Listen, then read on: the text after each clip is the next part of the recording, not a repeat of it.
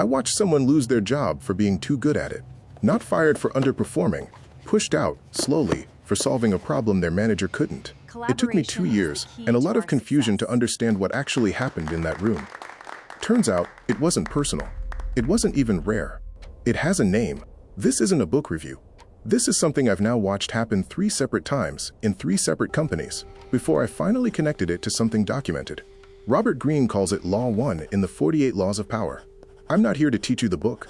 I'm here to walk you through what I actually saw and why the book turned out to be right. Here's what it looked like.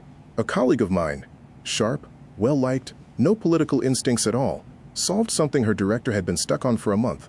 She presented it clean, credited no one, took the win in front of his boss. The room applauded, and I remember thinking, that's the best 5 minutes she's had all year. 3 weeks later, she was off the next project. No explanation, no conflict, just gone from the list. I didn't get it. Nothing about what she did was wrong. I didn't have language for what I'd seen until, honestly, a friend handed me this book. Robert Greene calls it Law 1, Never Outshine the Master, and reading it was less like discovering a rule and more like finally getting something I'd already watched happen. And it turns out this pattern is old, really old. In 1661, France's finance minister, Nicolas Fouquet, threw the most extravagant party the country had ever seen, in a palace more beautiful than the king's own. 3 weeks later, same timeline as my colleague, funnily enough, he was arrested for treason and died in prison. Not because he stole anything, because Louis XIV suddenly looked less impressive by comparison.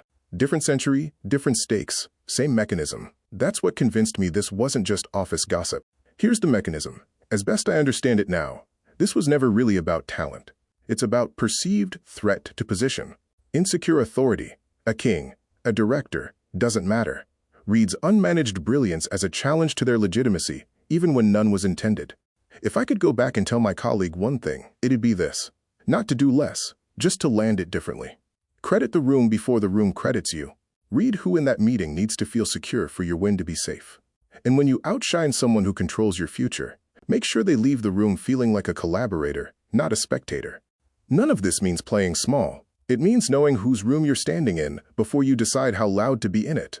I'm not telling you this so you can run this play on someone else. I'm telling you so it never catches you off guard the way it caught my colleague off guard. Knowing the rule doesn't mean playing the game. You can't be blindsided by it, and you can't say you didn't see it coming. Next time, the story of what happened when I trusted the wrong person with my best idea. Subscribe if you want to see the whole map.